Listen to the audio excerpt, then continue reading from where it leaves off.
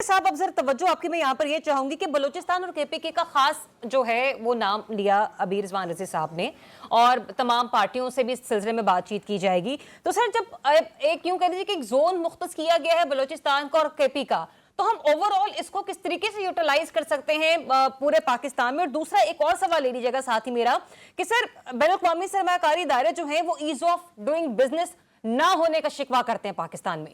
European union جو ہے وہ فریڈم آف سپیچ اور جوڈیشری کے معاملات ہیں ان کے اوپر اپنے تحفظات ظاہر کرتی ہے. آئی ایم ایف کا جو ٹیکنیکل وفد ہے وہ یہ کہہ چکا ہے کہ اسٹرکچرل ریفارمز کی پاکستان میں بے حد ضرورت ہے. پھر جو آئی ایم ایف کا جو مانیٹرنگ ڈیلیگیشن ہے وہ یہ کہتا ہے کہ گورننس کا یہاں پر فقدان ہے.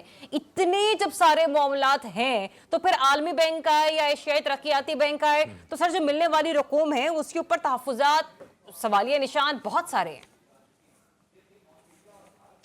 دیکھیں درمیان امپورٹنٹ ذرا یہ بات ہے کہ اس وقت حکومت کے لیے بہت ہی اہم بات ہے کہ آپ اپنا جو منصوبے بنا رہے ہیں بجٹ سے پہلے بی ویری کلیئر کہ آپ کیا کرنا چاہتے ہیں، اور ان کو آپ 5 سال کے لیے اگلے 5 سال کے لیے ان کو پلان کریں تاکہ آپ ایک کمپریہنسو پلان ورلڈ بینک کو دے سکیں، آئی ایم ایف کو دے سکیں اور اپنے عوام کو دے سکیں جنہوں نے آپ کو حکومت میں لے کر آئے. یہ امپورٹنٹ ہے.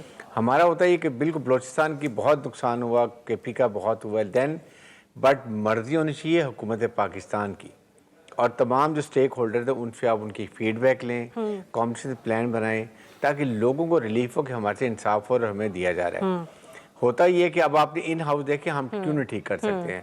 آپ مجھے بتائیے کہ اس وقت پاکستان کے عوام کے لیے ہم نے کیا کیا ہے پورے 1 سال میں؟ اگر ہم بات کریں اڑان پاکستان کی کر لیں، جو مرضی ہم کہہ دیتے ہیں، آپ کیا ہم نے مہنگائی کم کر لی ہے؟ کیا بجلی، گیس اور آئل کی پرائسز کم کی ہیں؟ کیا ہم نے عام آدمی کی کوالٹی آف لائف کو امپروو کیا ہے؟ کموڈٹی آئٹم ٹھیک کی ہیں؟ یہ انفلیشن سنگل ڈیجٹ میں آگئی کیا ہوگی؟ عوام کو نہیں فرق پڑتا ہے اسے.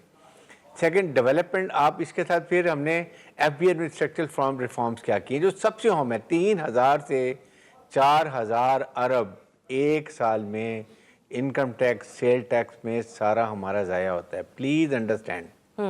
ہر بات میں سٹے ہو جاتے ہیں. کوئی 28-30 ارب روپیہ تو سٹے کے اندر پھنسا ہوا ہے ہمارا.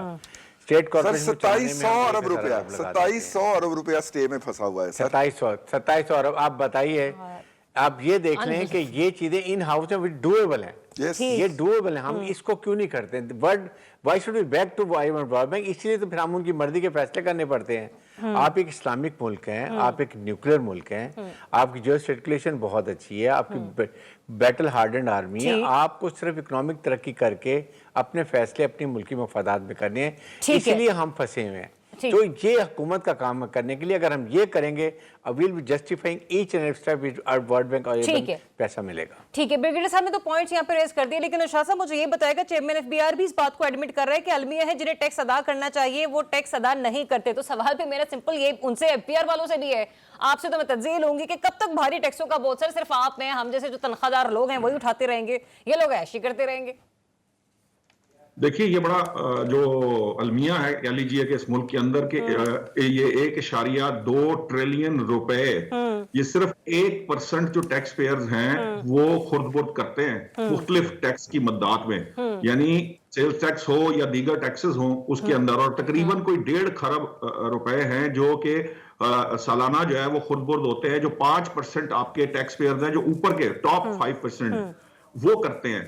اب یہ کیا کرتے ہیں، جو ایف بی آر کا زیادہ زور چلتا ہے ذریعہ وہ چلتا ہے تنخواہ دار طبقے کا، کیونکہ وہ ریگولرائز سیکٹر ہے. کیونکہ سرکاری تنخواہیں جو ہیں وہ جب جاتی ہیں تو ٹیکس کٹ کے جاتی ہیں، جو سرکاری پیمنٹس ہیں وہ ٹیکس کٹ کے آتی ہیں. جو ہمارے جو امپلائیز ہیں اور جو ادارے صحیح کام کر رہے ہیں پرائیویٹ سیکٹر میں وہ ٹیکس کاٹ کر جو ہے نا سیلریز دیتے ہیں. اب یہ چونکہ فارمل اور ریگولر سیکٹر ہے اور یہ آسان ترین طریقہ ہے ٹیکس کلیکشن کا، تو بوجھ جو ہے وہ ٹیکس بڑھا کر اس پر ڈال دیا جاتا ہے. اب جو لنگڑیال صاحب ہیں وہ فرماتے تو ہیں، کہتے تو ہیں کہ جی ان کی خواہش کوشش یہ ہے کہ ایف بی آر کو اس طریقے سے ڈیزائن کر لیا جائے کہ یہ جو ہمارے ٹیکس کے مسائل ہیں اس کو دور کیا جائے اور تنخواہ دار طبقے کو ریلیف دیا جائے. ان لوگوں سے پیسے اکٹھے کر کے جو 1% یا 5% جو ٹیکس چور ہیں، ایکچولی انہیں ٹیکس چور کہا جانا چاہیے.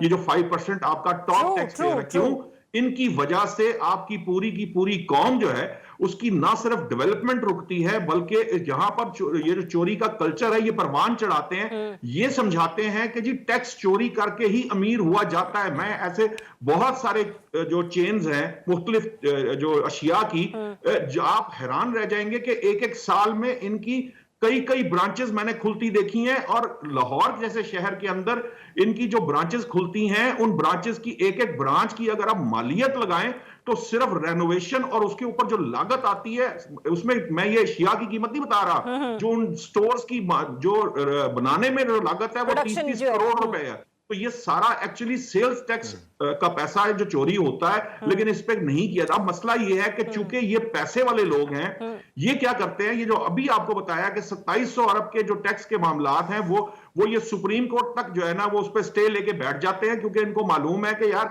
अगर इतना पैसा हमने दबा लिया है कौम का, तो इतने पैसे की जो रिटर्न होती है वही इतनी बड़ी है कि उससे और बड़ी माजरत के साथ इरशाद साहब, आपने सुप्रीम कोर्ट की तरफ इशारा किया ना, मतलब ये नहीं कि स्टे देने वाले भी स्टे दे देते हैं और जो लेने वाले हैं वो भी माशाल्लाह एड हॉक जज लिए थे, उनको उनके बारे में यही कहा जा रहा है कि वो ये टैक्स के मामलात जो डिले हो रहे थे, हुकूमत ने रिक्वेस्ट की हुई है कि इसको जल्द अज जल्द निपटाए, क्योंकि 2 जजेस जज साहिबान जज साहिबान के बारे में वो उनका ख्याल है कि वो उस तरह से काम नहीं कर रहे जिस तरह करना चाहिए। तो ये एक एड हॉक जज लेने का मकसद ये था जज साहब को कि वो जरा इन काम को स्पीडी करे, लेकिन फिर भी चूंकि ये सारे टेक्निकल मामलात है, रजी साहब समझते हैं कि इन लोगों को पता है कि कहां से चोर रास्ते होते हैं और किस तरह इन्होंने टेक्निकली इन्वॉल्व करना होता है। ये तो जो अग्रेसिव किस्म की जो उनके ऊपर क्रैकडाउन है, उसके बगैर ये मुमकिन है। मुझे तो लगता है कभी कभी मोहम्मद बिन सलमान साहब ने जैसे ठीक है, पॉइंट आपका